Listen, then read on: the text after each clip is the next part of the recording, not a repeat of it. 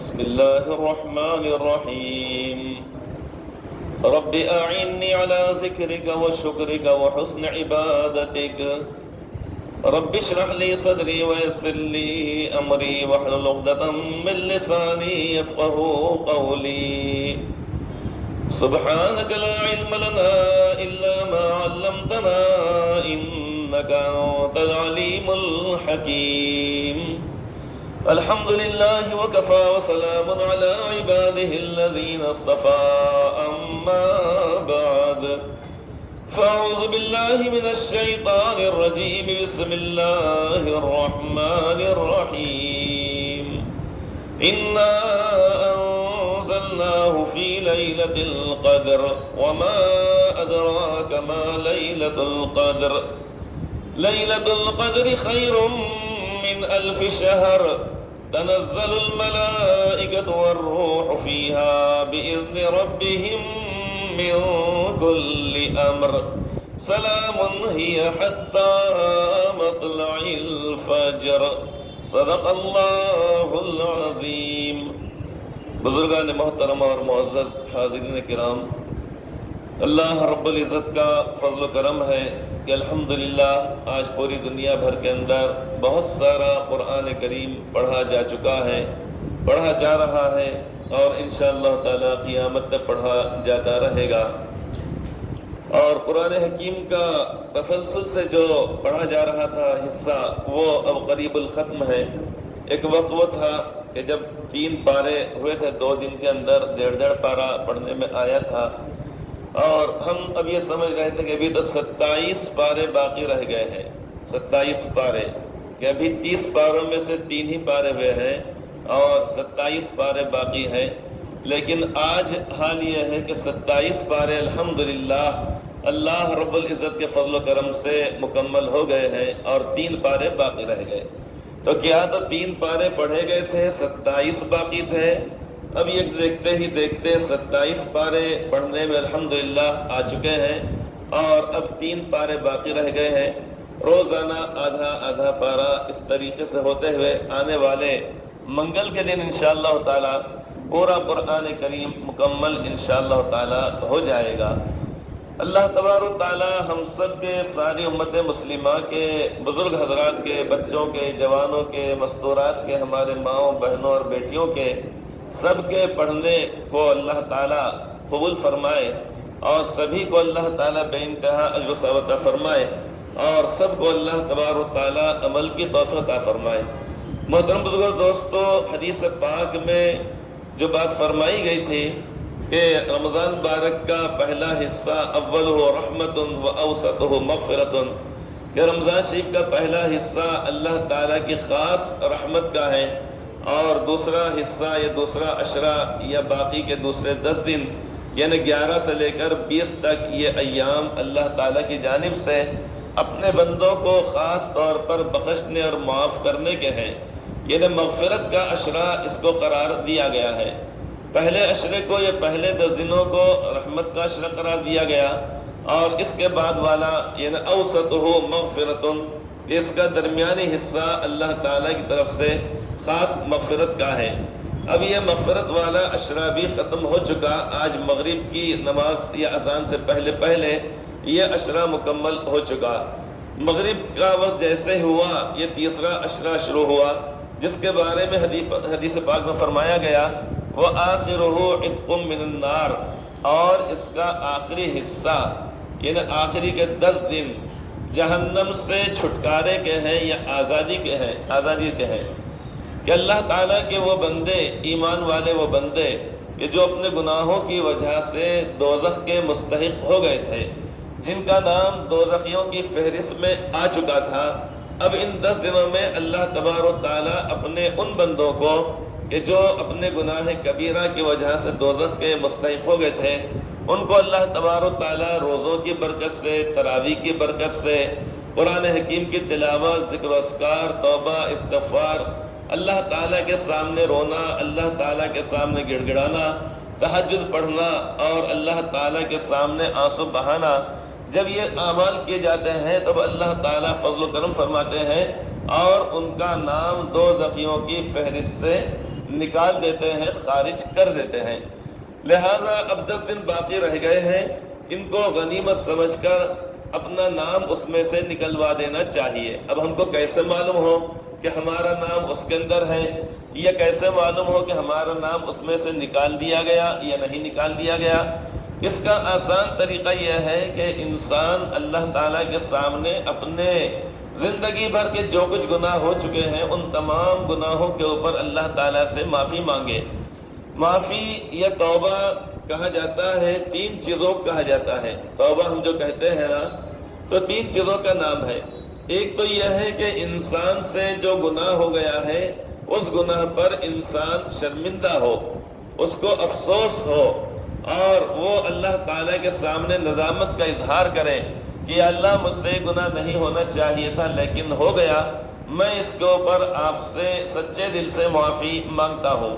پہلی بات یہ کہ انسان اپنے اس گناہ کے اوپر شرمندہ ہو اور پچھتائے وہ، اور ندامت ہو اور اس کو افسوس ہو، اور یہ کہے کہ یا اللہ مجھ سے یہ چیز نہیں ہونی چاہیے تھی، لیکن بہرحال میں انسان ہوں، میرے ساتھ نفس لگا ہوا ہے، شیطان میرے پیچھے ہمیشہ لگا ہوا ہے، لہذا یا اللہ مجھ سے گناہ ہو گیا، اب آپ معاف فرما دیں، میں سچے دل سے توبہ کرتا ہوں۔ تو ایک تو یہ ہے کہ اپنے اس گناہ کے اوپر یا ان تمام گناہوں کے اوپر ندامت اور شرمندگی ہو۔ دوسری بات یہ ہے کہ اس گناہ سے اپنے آپ کو الگ کر لے فوری طور پر، جس گناہ کے اندر مبتلا ہے۔ یہ نہیں کہ رشوت لے بھی رہا اور کہہ رہا استغفر اللہ استغفر اللہ استغفر اللہ، جھوٹ بھی کہہ رہا اور کہہ رہا لا حول ولا قوت لا حول ولا قوت لا حول ولا قوت الا باللہ۔ اسی طریقے سے سودی لین دین کر رہا ہے اور کہہ رہا یا اللہ معاف فرما دیجئے معاف فرما دیجئے معاف فرما دیجئے۔ تو گناہ کے اندر جب تک رہے گا تو اس وقت تک وہ گناہ سے لاحدہ نہیں ہوگا، اس وقت تک وہ گناہ سے دھلے گا نہیں۔ جیسے کہ اگر کوئی شخص کسی نالی میں، گندگی میں، غلاظت میں، یا کسی ایسی جگہ پر جہاں پر کہ بہت زیادہ غلاظت جمع ہو، اب اس کے اندر خدا نخواستہ اگر وہ گر گیا اور ٹخنوں سے زیادہ حصہ اس کا اس گندگی کے اندر ڈوبا ہوا ہے، اگر اس کو پاک و صاف ہونا ہے تو سب سے پہلے اس کو اس گندگی سے باہر آنا پڑے گا۔ پھر باہر آنے کے بعد اپنے ان پیروں کے اوپر خوب اچھی طریقے پانی کئی مرتبہ بہانا پڑے گا، تب کہیں جا کر وہ اس گندگی اور غلاظت سے صاف ستھرا ہو جائے گا، دھل جائے گا۔ اب وہ وہاں سے نکل رہا نہیں، اور اس کے بعد 1 لوٹا 2 لوٹے 1 بکیٹ 10 بکیٹ، یہاں تک کہ حیدرآباد کی یا کسی اور جگہ کی پوری ٹانکی خالی کر دے وہ، اور وشنو پوری ڈیم بھی خالی کر دے، مطلب یہ کہ اتنا پانی انڈیل رہا، تو اس میں کیا ہوگا، وہاں پر جتنی گندگی پہلے تھی اتنی، اب اس کے بعد اس کی گندگی پنڈلیوں تک آ جائے گی، چونکہ پانی بڑھ جائے گا۔ اب لہٰذا وہ وہاں سے ہٹ رہا نہیں، اور اس کے بعد اور پانی ڈال رہا ہے، لہٰذا گھٹنوں تک وہ پانی کے اندر ڈوب جائے گا گندے پانی میں، پھر وہاں سے ہٹ رہا نہیں ہے، اس کے بعد ہوگا کہ وہ کمر تک ڈوب جائے گا، اس کے بعد وہ اور اوپر ڈوبنا شروع ہو جائے گا۔ تو پانی وہاں پر ڈالنا کچھ کام نہیں آئے گا، سب سے پہلے اس کو اس گندگی اور غلاظت یا اس نالی میں سے باہر آنا پڑے گا۔ اب آنے کے بعد آدھی بالٹی میں بھی کام چل جائے گا، اور اگر وہاں پر رہتے ہوئے اگر وہ 10 بالٹی پانی اگر ڈالتا ہے تو پاک و صاف تو کیا ہوتا، الٹا جو وہاں پہ جو یہ الٹا جو بکیٹ میں پانی تھا وہ بھی پانی ناپاک ہو جائے گا، وہ بھی پانی خراب ہو جائے گا۔ تو دوسری بات یہ ہے کہ اپنے آپ کو اس برائی سے، جس برائی کے اندر وہ مبتلا ہے، اس سے دور کر لے، علیحدہ کر لے۔ تیسری بات یہ ہے کہ آئندہ نہ کرنے کا پکا ارادہ کرے۔ جس گناہ کے اندر مبتلا ہے، رشوت لے رہا ہے، اور اس کے بعد اس سے معافی مانگ رہا ہے، یا اللہ مجھے معاف فرما دیجئے معاف فرما دیجئے، مگر دل میں سوچے رمضان ہون دو، اس کے بعد دیکھو دبا کے رشوت لیتا ہوں میں، رمضان خالی ہونے دو، عید کا چاند نظر آنے دو، جب جاؤں گا میں ڈیوٹی پہ اس کے بعد دیکھو پھر کیسے لیتا ہوں، دبا کے میں رشوت لوں گا۔ اب یہ دل کے اندر یہ ہے کہ بعد میں رشوت لینے کا بھی ارادہ ہے۔ رمضان شریف ہے اس لیے میں نگاہوں کو بچائے رکھا ہوں، رمضان ہو تو اس کے بعد دیکھو کہاں تک کون جاتا ہے، وہاں تک میری نگاہیں پیچھا کریں گی۔ اب یہ سے اس کے دل میں یہ خیال ہے، تو یہ توبہ نہیں ہوتی ہے۔ توبہ کا مطلب یہ ہے کہ جو گناہ ہو گیا، یا اللہ مجھ سے نہیں ہونا چاہیے تو ہو گیا، معاف فرما دیجیے، یہ ایک۔ دوسری چیز یہ ہے کہ اس گناہ سے اپنے آپ کو علیحدہ کر لے، اور تیسری چیز یہ ہے کہ آئندہ نہ کرنے کا پکا ارادہ کرے۔ اگر یہ تین چیزیں اگر پائی جا رہی ہیں تو اسے کہیں گے توبہ، اس کو کہا جائے گا توبہ۔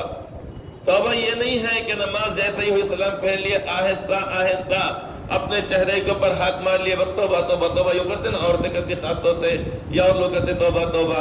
اگر ایسا ہی اگر اتنے آہستہ مارنے سے تو زندگی بھر ماریں گے ایسا ہاتھ، کچھ بھی نہیں ہونے کا۔ اگر ایسا ہی کرنا اگر ہے تو ایسا کرنا، پھر تھوڑا فاصلے سے بیٹھنا۔ نماز ہو گئی، اس نے اس کو تھپڑ مارنا، اس نے اس کو تھپڑ مارنا، اس نے اس کو، اس نے اس کو، ہر مصلی نے دوسرے مصلی کو۔ توبہ کرنے کا اگر ہے تو ایک نے جب مارا تو بعد والا تو اس سے زیادہ جم کے مارے گا انہیں بولے ارے تو نے اتنا زور سے مارا، بدلہ نکالنے کو ایسا مارے گا کہ پورے 3 انگلیاں اتر جانا۔ انہوں نے 3 اتار رہا ہوں، 5 انگلیاں اتارتا ہوں، انہوں نے کہا 5 انگلیاں اتار، میں ہتھیلی بھی اتار دیتا ہوں۔ تو اگر ایسا ہی اگر ہے توبہ اگر کرنے کا اگر ہے تو سارے مصلی مل کے اگر ایک دوسرے تھپڑ مارے گا دبا کے جم کے تو کیا ہے کہ ہو سکتا توبہ، لیکن توبہ اس کا نام ہے نہیں۔ توبہ صرف 3 چیزوں کا نام ہے۔ جو گناہ ہو گیا اس کے اوپر شرمندگی، افسوس، پچھتاوا، اس کے اوپر آنسو بہانا، رونا، آئندہ نہ کرنے کا پکا ارادہ کر لینا، اور اپنے آپ کو اس گناہ سے، اس برائی سے دور کر لینا۔ یہ 3 چیزیں اگر پائی جاتی ہیں اسے کہا جائے گا توبہ۔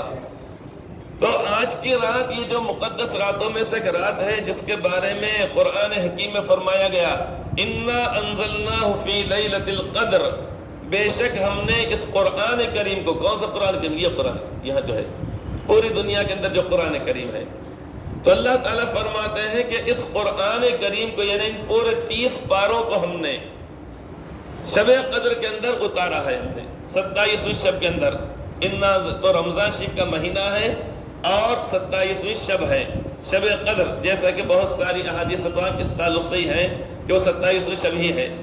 تو بہرحال اس کے اندر تو کہاں سے اتارا گیا؟ لوح محفوظ، جو اللہ تعالیٰ کے علم میں ایک یعنی جو چیز پائی جاتی ہے جس کو لوح محفوظ کہا جاتا ہے، وہاں سے آسمان دنیا، یعنی مطلب ہے کہ 1 2 3 4 5 6 7 آسمان یہ ہے۔ تو یہاں سے پہلا جو آسمان جو ہم کو دکھائی دیتا ہے وہاں پر اللہ تعالیٰ نے وہاں لوح محفوظ سے پورے 30 پاروں کو اتارا۔ اب اس کے بعد جیسے جیسے ضرورت پڑتی گئی، کبھی 1 آیت، کبھی 2 آیتیں، کبھی 1 سورت، کبھی کچھ چند آیتیں، اس طریقے سے پورا قرآن کریم 23 سال یعنی 20 اور 3 23 سال کے عرصے میں اللہ تعالیٰ نے اپنے پیارے نبی صلی اللہ علیہ وسلم کے سینے مبارک پر اللہ تعالیٰ نے اتارا۔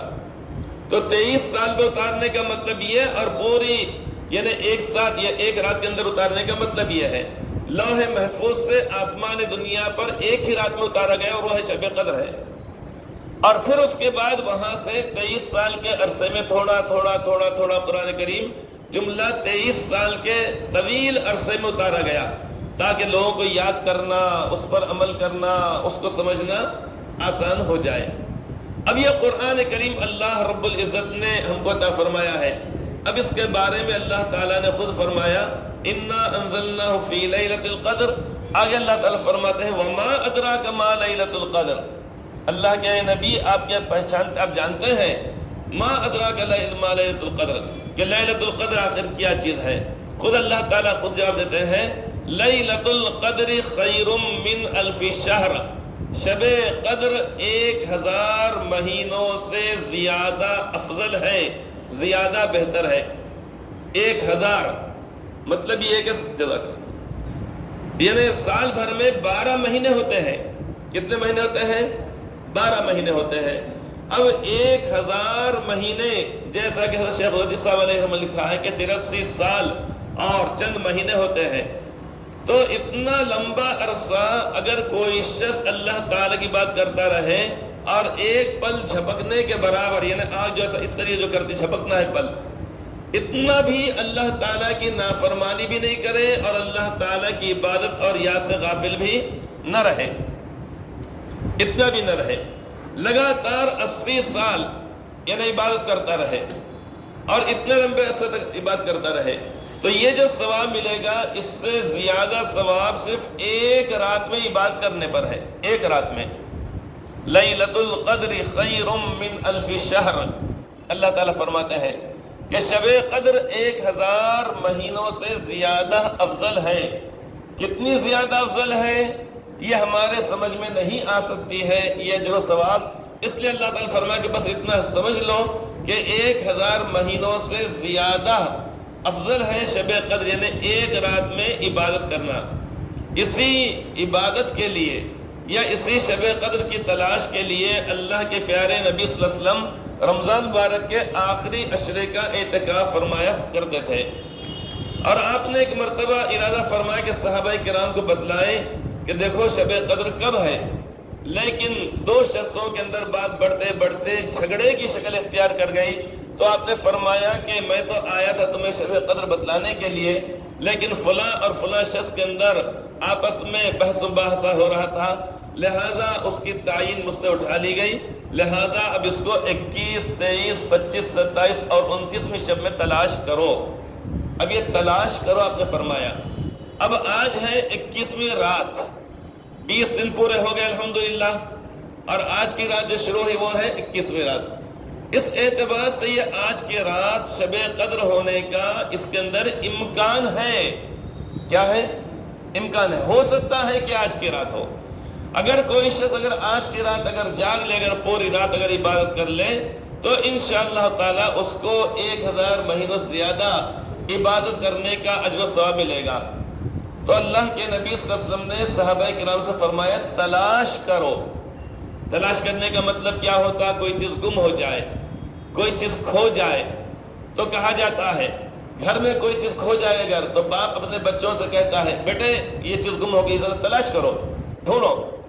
اب ہر بچے کے دل و دماغ کے اوپر فکر سوار، ہر ایک کے اوپر، کہ بھئی ابا جان کی فلاں چیز گم ہو گئی ہے، مثال کے طور پہ گاڑی کی چابی گم ہو گئی ہے، روپیے پیسے گم ہو گئے ہیں، فلاں ہے، کچھ بھی چیز ایسی مثال کے طور پہ، لہٰذا ہوتا یہ ہے کہ یہاں تلاش کرتے، وہاں تلاش کرتے، وہاں تلاش کرتے، یہ کمرے میں ڈھونڈتے، وہ کمرے میں ڈھونڈتے، وہ کمرے میں ڈھونڈتے، بستر ہٹا کے دیکھتے، چادر ہٹا کے دیکھتے، تکیہ ہٹا کے دیکھتے، شال ہٹا کے دیکھتے، پھر اس کے بعد اگر کرتا اگر لٹک رہا اگر ہے تو کرتے کے اس جیب میں دیکھیں گے، اس جیب میں دیکھیں گے، ادھر دیکھیں گے، ادھر دیکھیں گے، ایک مرتبہ دیکھنے کے بعد پھر دوبارہ دیکھیں گے، پھر ہو سکتا ہے کہ شک ہوتا ہے کہ نہیں ہو سکتا اس کے اندر ہوگا کرتے کے اندر، لہٰذا کرتے کو وہاں سے کھوٹی سے یا ہینگر سے نکال کے اس پاس زور سے یوں چھٹک کے دیکھتے ہیں کہ اگر چابیاں اگر ہوں گے پیسے تو نیچے گر جانا، مل جانا ہم کو۔ ہو سکتا ہے کہ 500 کی نوٹ جیب میں بازو چپک کے بیٹھ گئے ہوں گی، نکلنے کو تیار ہی نہیں ہوں گی، کیونکہ اس کو معلوم ہے کہ مجھے خرچ کر دیں گے، میرے دہی بڑے تو گلگلے لے کے آنے والے ہیں، لہٰذا انہیں کیا ہوگی چپک کے بیٹھ گئے بازو، لہٰذا اب آدمی کہتا ہے جھٹکتا یوں کرتا پورے جیب کو ایسا الٹا کر دیتا ہے، بالکل کہاں چھپتی رہے تو نکالتا ہوں بھی تیرے کو میں، یہ سوچ کر۔ تو گھر کا ہر آدمی جب باپ نے کہہ دیا، اب اس کے بعد بیوی بھی ڈھونڈنے میں مصروف، بچے بھی ڈھونڈنے میں مصروف، بچیاں بھی ڈھونڈنے میں مصروف، پورے گھر کو کھنگال لیتے ہیں، پورے گھر کو کھنگال لیتے ہیں۔ اب اس کے بعد اگر جب وہ مل جاتی ہے تو سب کی خوشی کا کوئی ٹھکانہ نہیں رہتا۔ اس کو کہا جاتا ہے ڈھونڈنا، اسی کو بولیں گے نا ڈھونڈنا، تلاش کرنا اسی کو کہیں گے نا، کیا تلاش کرنا اس کو کہیں گے؟ باپ نے کہا کہ بیٹے ذرا ڈھونڈو، چابی گم ہو گئی، میرے کو جلدی جانا ہے، آفس کو جانے کا ہے، نہیں جاؤں گا تو میں آج غیر حاضری میں لگ جائے گی، فلاں ہو جائے گا، وہ ہو جائے گا، جلدی جانا ہے مجھے، اور سچ کھنڈ کا وقت ہو رہا ہے، گاڑی میرے چھوٹ جائے گی، مجھے جا کر اپنی گاڑی وہاں پر لگانا ہے، اور اس کے بعد 9:30 بجے گاڑی سے جانا ہے۔ اب کیا ہوتا ہے؟ اب اس کے بعد کیا کریں؟ گھر کے سارے لوگ ناشتہ کرنے میں لگ گئے، نیم برشت کھانے میں لگ گئے۔ کس کو بولتے ہیں نیم برشت؟ ایسا انڈا جو کچا رہتا ہے، تھوڑا سا اس کے اوپر ہے تو کالی مرچی اور نمک چھڑکتے، ہلکا بھنا جاتا ہے، تلا جاتا ہے، اور اس کے بعد یہ تھوڑا کچا رہتا ہے۔ اب وہ کھانے میں لگ گئے، کوئی کچھ کھانے میں لگ گیا، کوئی کچھ کھانے میں لگ گیا، کوئی کچھ کھانے میں لگ گیا۔ اب اتنے میں دیر ہو گئی اور اس کے جانے کا وقت ہو گیا۔ اب بتائیں اس کو تلاش کرنا کہیں گے؟ باپ کہہ رہا بیٹا تلاش کرو، کوئی کسی کمرے میں جا کے ڈھونڈ رہا نہیں، ادھر جا رہا نہیں، ادھر جا رہا نہیں، ادھر جا رہا نہیں، ادھر جا رہا نہیں، کوئی باتیں کرنے میں لگ گیا، کوئی ٹی وی دیکھ رہا، خبریں سن رہا ہے، کوئی اخبار لا لیا باحث سے اور اس کے بعد پڑھ رہا ہے کہ بھئی اخبار کے اندر کیا کیا آج کے کیا کیا حالات ہیں، فلاں ہے، فلاں ہے، فلاں ہے۔ اب یہ گھر کے اگر افراد اگر ایسا کرنے لگیں گے تو کہا جائے گا کہ انہوں نے باپ کے حکم کو نہیں مانا اور چابی کو تلاش نہیں کیا. یہی حال آج ہمارا ہو گیا ہے. شب قدر کو تلاش کرنے کا جو حکم دیا گیا ہے، میں بھی مکلف ہوں، آپ بھی جتنے لوگ دنیا کے اندر ایمان والے بستے ہیں سب کے سب یعنی اس بات کے مکلف ہیں کہ شب قدر کو تلاش کرنے کا مطلب یہ ہے کہ اپنے اپنے طور پہ عبادت میں لگو. لیکن معاملہ آج کل الٹا ہی ہو گیا ہے. 21 23 25 27 اور 29 کو اب ہو رہا ہے. ٹھیک ہے، مختصر سا بیان ہو، ہر مسجد کے اندر ہو، تمام ائمہ کرام علماء کرام اپنے طور پہ آدھا پون گھنٹہ بیان کر لیں، اس کے بعد لوگ عبادت کے اندر مصروف ہونا چاہیے، گھر میں ہو یا مسجد کے اندر ہو. لیکن معاملہ بالکل اس کے الٹا ہو گیا ہے. 10:30 بجے کے بعد 11 بجے کے بعد 2-2.5 گھنٹے دھواں دار تقریر ہوں گی. وہاں سے فلاں صاحب آئیں گے، وہاں سے فلاں مولانا آئیں گے، فلاں صاحب آئیں گے. اب وہ آنے والے اگر فرض کیجئے رات میں 10:30 بج رہے ہیں، 6 بجے گاڑی سے اگر وہ اورنگ آباد نکلے، ان کے تو 4-4.5 گھنٹے برباد ہو ہی گئے بیان کرنے کو آ رہے. اب اس کے بعد آنے کے بعد پہلے ہے تو تازہ دم ہونا، فریش ہونا، طہارت سے، ضرورت سے، طہارت سے، اس کے پڑوسی سے پہلے فارغ ہونا. طہارت کا پڑوسی کہہ رہا تھا نا، دونوں اڑوسی پڑوسی دونوں رہتے، سمجھے نہیں، اس سے فارغ ہونا. پھر وہ نماز رہ گئی تھی ان کی مغرب اور عشاء کی، وہ نمازیں پڑھنے کا ہے. پھر اس کے بعد کھانا کھانا ہے، چائے پینا ہے. اب اس کے بعد آ کے 1-2 گھنٹے بیچارے بیان کریں گے. اس کے بعد پھر وہ بھی تھکے ہوئے رہیں گے، لوگ بھی خالی بیان سنتے رہیں گے. ادھر تہاری کا دم دینے والے تہاری کا دم دیں گے، ادھر دسترخوان بچھانے والے دسترخوان بچھائیں گے، ادھر چمچے اور پنجے یعنی مشقابوں میں رکھنے والے وہ اس کے اندر رہیں گے، بیان کرنے والے بیان کریں گے. اس کے بعد پھر دوبارہ ایک مرتبہ کھانا کھائیں گے اور اس کے بعد کہیں گے 4 بجے میری گاڑی کا پھر دوبارہ اورنگ آباد جانے کا ٹائم ہے. ان کی رات تو برباد ہو ہی گئی. لگی کہ ان کے ہاتھ شب قدر کہہ کے واسطے آیا بھی کیا ضرورت ہے یہاں پہ آنے کی.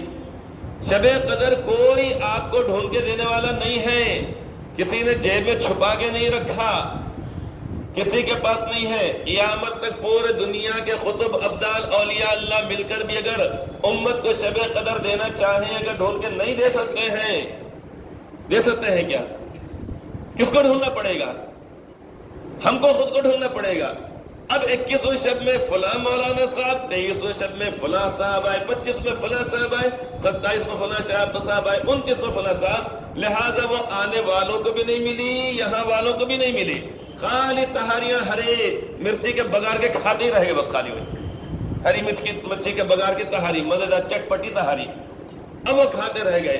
اور اس کے بعد تعریف ہی کرتے رہ گئے، ارے بھائی پہلی رات کی بڑی شاندار تھی، اور دوسری رات کی بہت اور اچھی تھی، تیسری رات میں تھوڑا 19-20 کا فرق تھا. ہاں بعد کی تہاری وہ بڑی اچھی تھی، مگر آخری تہاری تو بس وہ تو 6 مہینے تک اس کا چٹخارا گیا نہیں زبان سے. اب وہ 2 مہینے تک وہی چرچے چلتے رہیں گے. ان کا بیان بڑا شاندار تھا، انہوں نے کیا اچھی تقریر کرے، انہوں نے فلاں تقریر کرے. تو حدیث پاک میں تقریریں سناؤ ایسا ہے نہیں. ام المؤمنین سیدہ حضرت عائشہ صدیقہ رضی اللہ عنہا نے کیا، یا رسول اللہ صلی اللہ علیہ وسلم اگر مجھے معلوم ہو جائے کہ آج کی رات شب قدر ہے تو ما اقول فیہا، میں اس میں اللہ تعالیٰ سے کیا مانگوں؟ تو آپ نے بڑی پیاری بات بتلائی، چھوٹی سی آپ نے دعا بتلائی. آپ نے فرمایا اللہم انک عفو تحب العفو فاعف عنی. پڑھ لیجیے دعا، بسم اللہ الرحمن الرحیم. اللہم انک عفو تحب العفو فاعف عنی. اللہم انک عفو تحب العفو فاعف عنی. اللہم انک عفو تحب العفو فاعف عنی.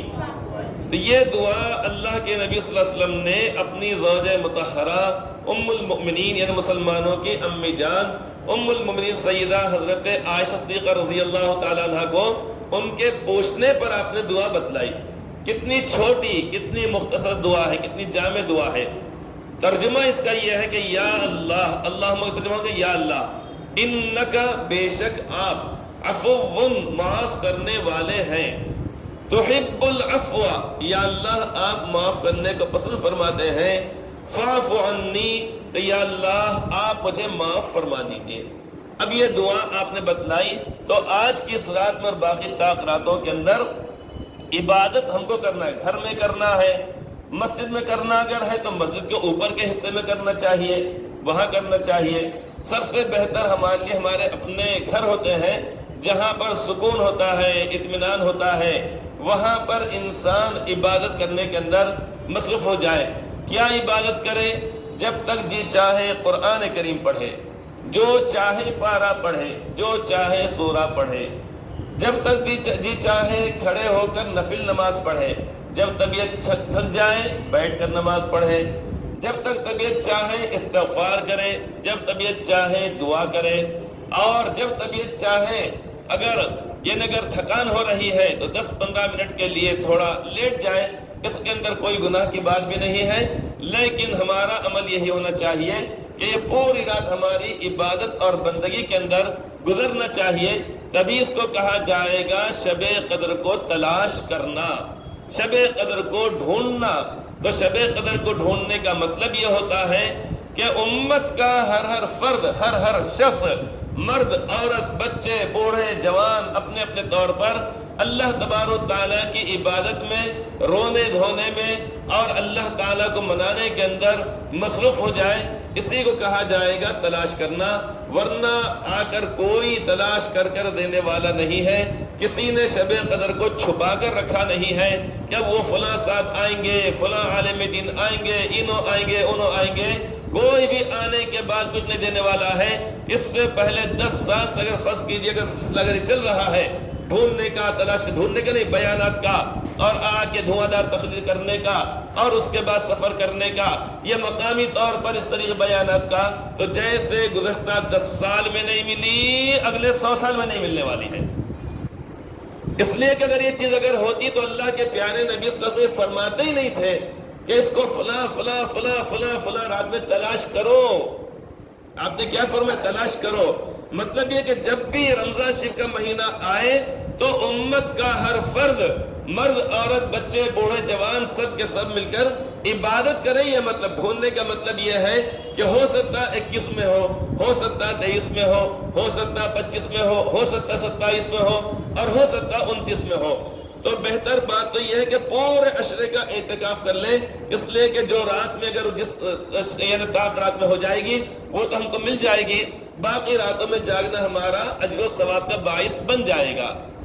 تو اس کا آسان طریقہ یہ ہے کہ ہم شب قدر کو تلاش کرنے کا مطلب یہ سمجھیں۔ آج امت نے نہیں سمجھنے کی وجہ سے خرافات کے اندر، غیر ضروری چیزوں کے اندر امت پڑ رہی ہے کہ فرائض کو تڑپ کر بے کسی پہ آدمیت خون روتی ہے، تڑپ کر بے کسی پہ آدمیت خون روتی ہے، فرائض کو بھلا کر قوم غفلت کی نیند سوتی ہے۔ تو جو کام کرنا چاہیے تھا وہ نہیں کر رہے ہیں، جو کہ مزہ کہنے میں آتا ہے، مزہ سننے میں آتا ہے، مزہ تہاریاں پکانے میں آتا ہے، مزہ تقسیم کرنے میں آتا ہے، مزہ برتنوں کو کھڑکھڑاتے ہوئے آتا ہے، مزہ دسترخوان کو اٹھانے میں آتا ہے، اور مزہ اس کے بعد لے جا کر جو اس کے اوپر چیزیں گر جاتی ہیں اس کو لے جا کے ڈالنے میں آتا ہے، اور سمجھتے ہیں کہ ہم نے آج شب قدر کا حق ادا کر دیا۔ حالانکہ دیکھا جائے تو پکانے والے بھی اور برتنے والے بھی اور بیانات کرنے والے بھی سارے کے سارے محروم ہوتے ہیں۔ عقل مندی، سمجھداری، دیانتداری اور دانش مندی کی بات یہ ہے کہ سب کے سب عبادت میں رہیں۔ ہاں، یہ جو پکانا جو ہوتا ہے یہ حرام ناجائز نہیں ہے، پکانا صرف اس لیے ہوتا ہے کہ گھر کو جانے اور آنے کے اندر جو وقت لگ جاتا ہے اور اس کے اندر جو عبادت میں خلل ہوتا ہے، اتنی دیر آؤ جاؤ مت، یہاں پر تمہارے لیے انتظام کر دیں گے، یہ مطلب ہوتا ہے۔ لوگوں نے آج اس کو چھوڑ کر اصل مقصد تہاریاں بنانے کو کر دیا ہے، لہذا تہاریاں بنانا، کھانا کھلانا یہ کوئی منشا نہیں ہے، شریعت ہرگز نہیں چاہتی ہے، لہذا عقل مندی سے کام لینا چاہیے۔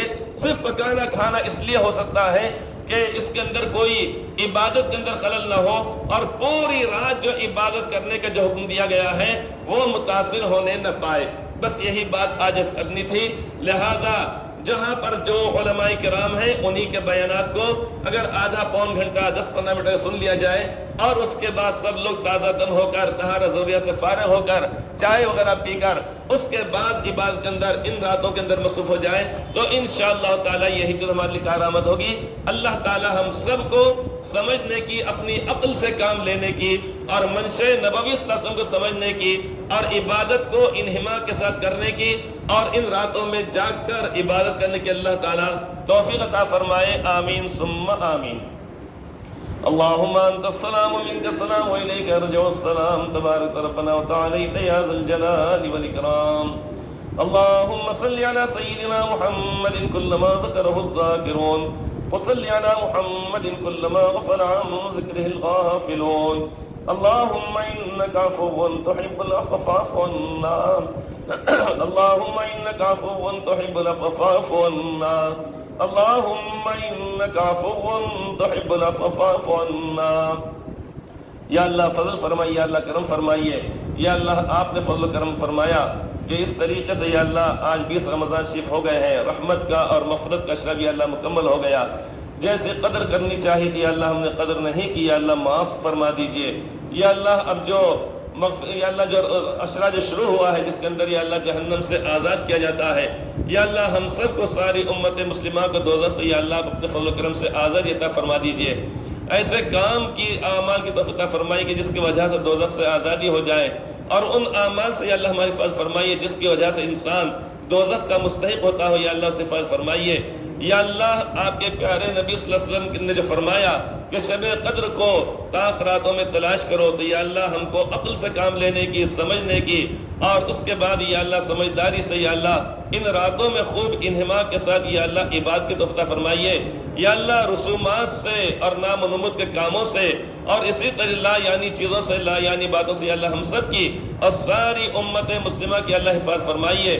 یا اللہ ہم نے ابھی تک جتنا قرآن کریم پڑھا ہے ساری امت مسلمہ نے اور ہماری ماؤں نے، بچوں نے، بہنوں نے اور بیٹیوں نے یا اللہ، اور ہمارے بزرگوں نے یا اللہ، اور جہاں کہیں پڑھا گیا، پڑھا جا رہا ہے، قیامت تک پڑھا جائے گا یا اللہ اس کو بے انتہا قبول فرمائیے۔ ہم سب کی تمام عبادات کو یا اللہ قبول فرمائیے۔ یا اللہ ہم میں سے جو بیمار ہیں، امت مسلمہ کے اندر جو بیمار سب کو یا اللہ شفاء کاملہ عطا فرمائیے۔ یا اللہ جو مرحومین تمام کی بخش فرمائیے۔ حرمین شریفین کی، بیت المقدس کی اللہ حفاظت فرمائیے۔ مساجد کی، مدارس کی، مقابر، خانقاہوں کی، مسلمانوں کی جان مال عزت و آبرو کی اللہ حفاظت فرمائیے۔ عالمی اسلام کے اندر اتحاد پیدا فرمائیے۔ ہمارے اس ملک میں اللہ امن و امان پیدا فرمائیے۔ سب کو شیر و شکر بن کر یا اللہ رہنے توفیق فرمائیے۔ انتشار سے، اختلاف سے، خانہ جنگی سے یا اللہ ہم سب کی، ساری امت مسلمہ کی اور پورے ملک والوں کی اور پوری دنیا کے رہنے والوں کی اللہ حفاظت فرمائیے۔ یا اللہ ہم نے جو مانگے عطا فرما دیجئے، جو مانگنے سے اللہ چھٹکے عطا فرما دیجئے۔ یا اللہ ایسی عیدیں اور ایسی مبارک راتیں اور ایسے مبارک ایام یا اللہ ہم کو توفیق اور صحت اور تندرستی کے ساتھ یا اللہ ہم کو بار بار عطا فرمائیے۔ ربنا توفنا مسلما والحقنا بالصالحین۔